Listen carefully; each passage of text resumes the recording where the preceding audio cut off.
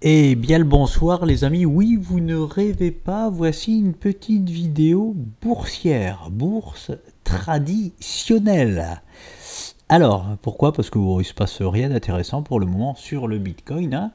Donc je me mets un peu sur la bourse et je vous dis très exactement ce que je fais. La vidéo je vais l'appeler Tesla et Apple, ça coince. Est-ce que ça coince? Est-ce qu'il se passe quelque chose d'horrible? Est-ce que c'est fini la montée? Nous allons voir ça ensemble. Enfin en tout cas, mon analyse personnelle, graphique, et c'est cool parce que c'est vraiment du direct. C'est-à-dire que je suis en position depuis un bon moment sur ces deux actions. Alors, Tesla, je le rappelle, je vous l'ai mis en mensuel. Pour moi, la zone, ce qui est ultra intéressant, c'était donc ce triangle asymétrique de sommet qui est vraiment pas mal du tout. On l'a quitté dans un bon timing, oui. Alors, il me semble, je ne l'ai plus calculé, je vais essayer de faire des calculs en directly. 43 unités, 4 x 8, 8, 16, 24, 32. 8 x 3, 24, 32, allez 34, on doit sortir aux alentours de 34 unités, nous sommes à 32 unités, donc le timing est pas mal du tout, voilà, le timing parfait sont les 34 unités, nous sommes à 32 unités, oui, on peut considérer que nous sommes dans un timing parfait. Donc le timing de sortie de figure est pas mal. Attention, nous sommes en mensuel. C'est-à-dire que nous ne sommes pas encore sortis de ce triangle. C'est pour ça que je dis, est-ce que Tesla, ça coince? Alors, ce qui pour moi va coincer, c'est, je vous l'ai mis, c'est surtout le nuage Ichimoku Kinkoyo en mensuel. Voilà. On est venu mécher, on a dépassé un petit peu, mais boum, on s'est fait directement ravaler et renvoyer dans nos cordes. C'est pour ça que ça coince aujourd'hui sur Tesla. C'est vraiment pour moi le nuage Ichimoku en mensuel qui fait barrage. Et voilà, on se pose la question, je sors pas de cette figure. Voilà, on aura la réponse. Faites attention, fin du mois de juillet, c'est le 31 juillet que nous aurons la clôture, et en gros si Tesla clôture à 228 $ le mois, nous serons toujours dans la figure. Voilà. C'est pour ça, faites attention au time frame. Alors c'est parti, on va descendre d'une unité de temps en hebdomadaire pour voir ce qu'il se passe. Donc nous avons vu qu'ici, ici, là, nous l'avons vu en mensuel, nous avons un parpaing. Nous avons un parpaing, c'est quoi le parpaing? Je vous l'ai montré, c'est le nuage Ichimoku mensuel. Par contre, en hebdomadaire, est magnifique. La séance de sortie est juste vraiment magnifique. On a des volumes, on a une séance qui enfonce tout, c'est propre, c'est-à-dire c'est le premier signal de oui, je sors de la figure, parce qu'on est sur du mensuel, oui, mais c'est en hebdomadaire qu'on déclenche les signaux. Donc pour l'instant, malheureusement, nous n'avons pas vraiment confirmé, ça peut faire saigner des oreilles ce que je vais dire, mais confirmer la sortie. Pourquoi? Parce que regardez, nous n'arrivons pas à clôturer depuis cette séance-là au-dessus des 250, au-dessus de cette clôture-là. Nous n'arrivons pas.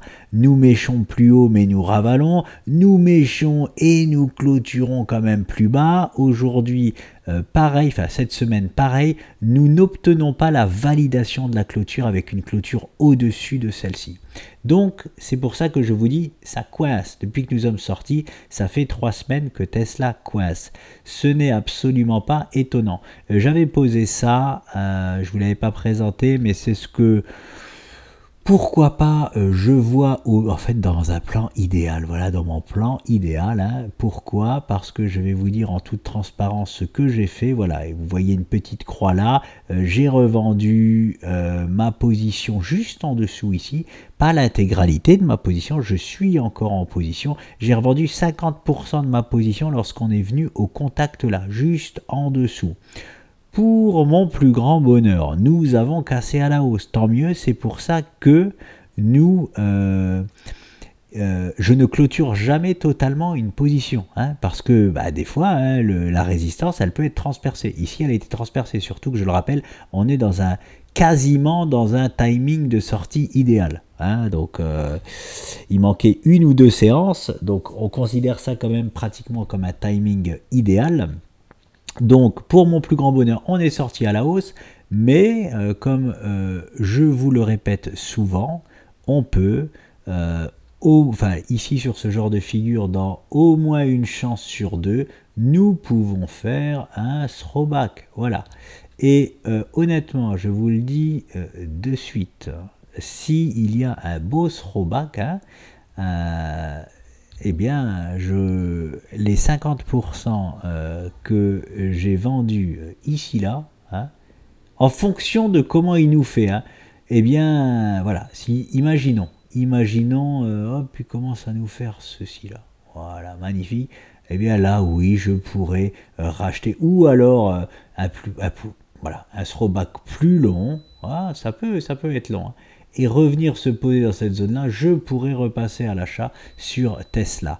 Je verrai ça tranquillement, on a le temps, nous sommes sur de l'hebdomadaire, c'est-à-dire que une séance que vous voyez ici affichée représente une semaine, donc c'est génial, nous avons tout le temps, c'est plutôt, j'appelle ça plutôt de l'investissement que du trading, tellement nous avons le temps, hein, c'est de l'optimisation fiscale, on va dire, même si c'est pas du tout ça, bref, vous l'aurez compris, j'ose l'espérer.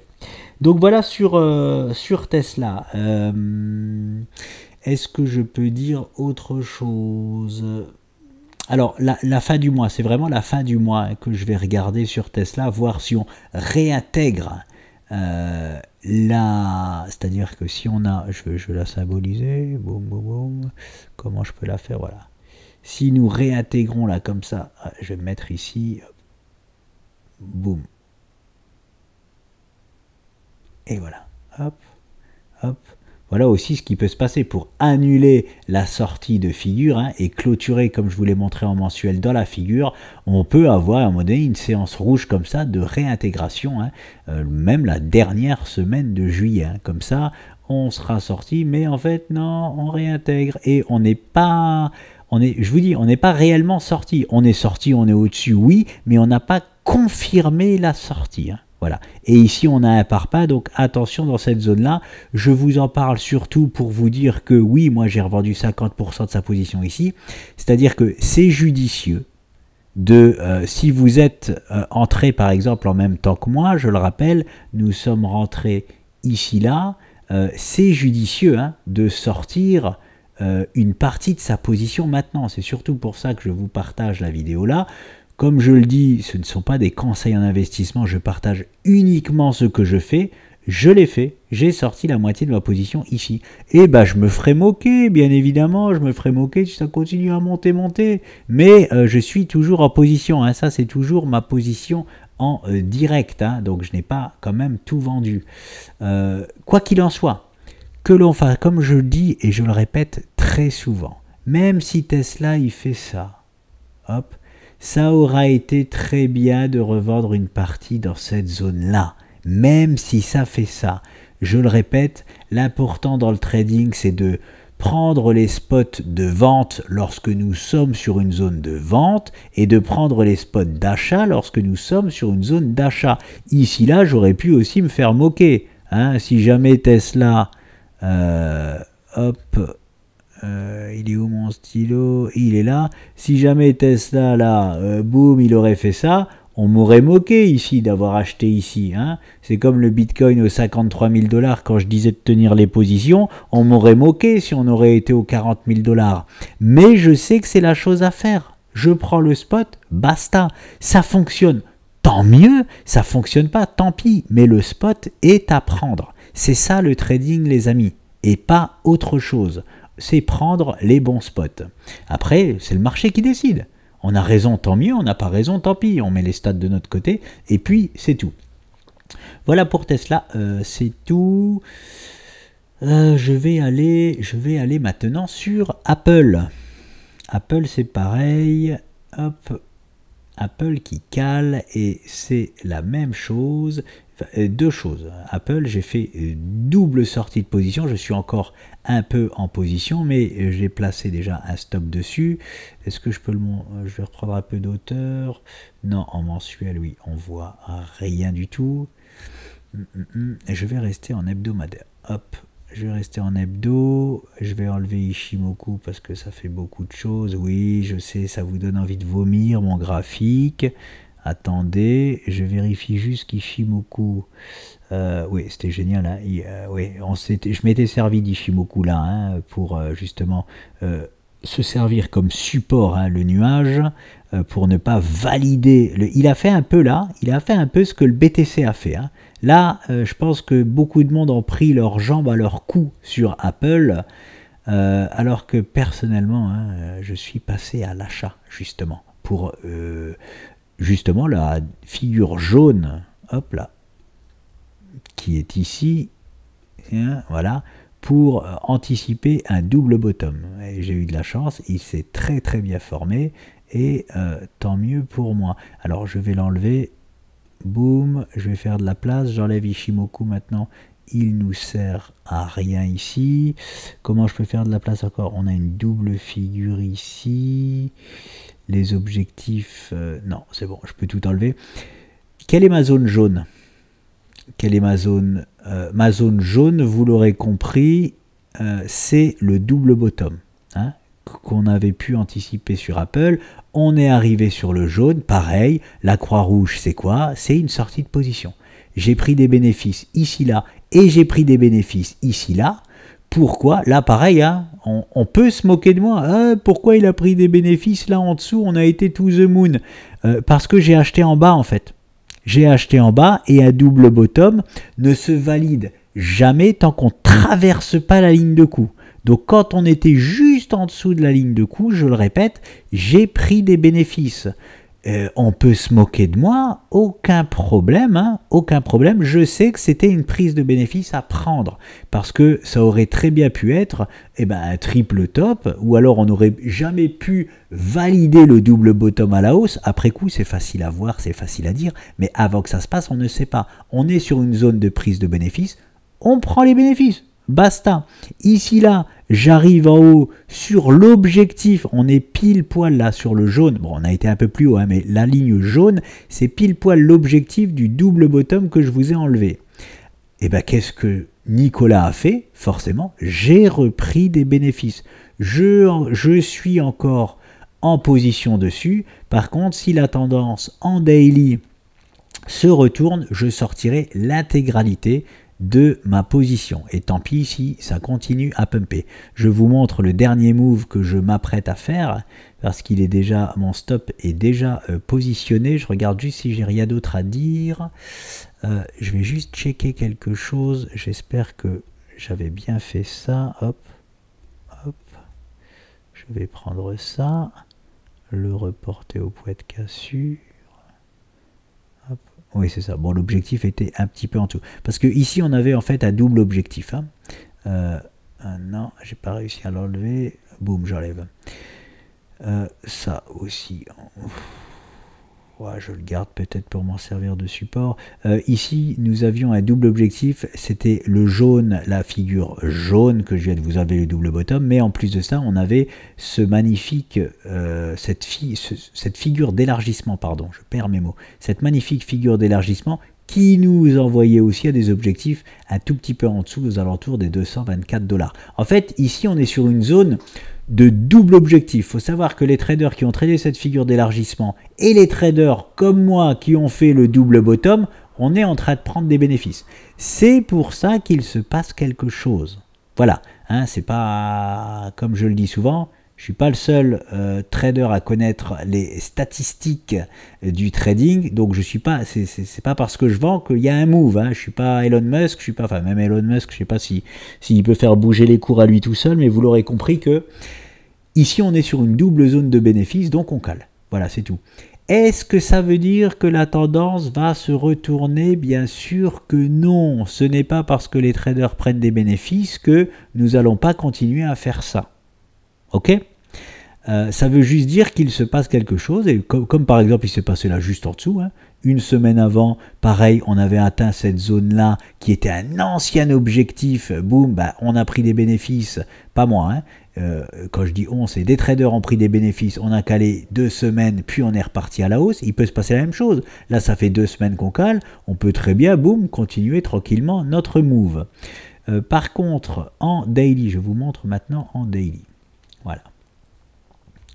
Voilà, j'espère que ça va pas vous faire mal aux yeux. Ouais, bon, je vais rester comme ça, je vais bien zoomer, sinon ça risque de faire mal aux yeux tellement il y a de choses au graphique.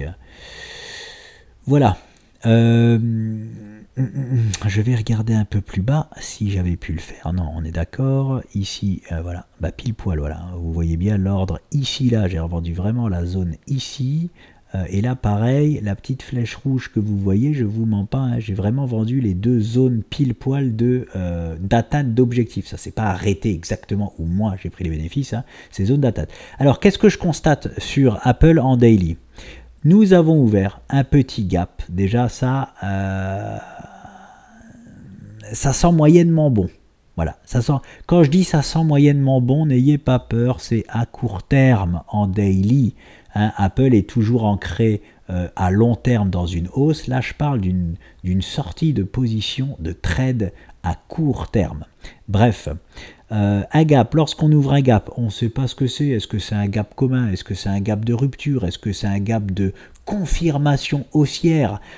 Pour le moment, comme ça fait 1, 2, 3, 4, 5 séances que nous n'avons pas comblé ce gap, ça peut très bien être un gap de rupture. Voilà, un gap de rupture haussière. Donc, qu'est-ce que ça veut dire? Ça ne veut pas dire que boum, on part en bear market. Hein, ne me faites pas dire ce que j'ai pas dit. Ça veut juste dire gap de rupture. J'étais inscrit dans une hausse depuis un bon moment. J'arrête ma hausse. Et quand j'arrête ma hausse, bah, qu'est-ce qu'on fait dans un premier temps? On consolide. Et après la consolidation, je reprends une direction. Voilà. Et je peux très bien reprendre la même direction qui est à la hausse. Mais je peux aussi choisir la direction de partir à la baisse. Mais on ne fait pas haut, bas. Voilà, d'abord on consolide. Donc on peut rentrer très bien dans une petite zone de consolidation.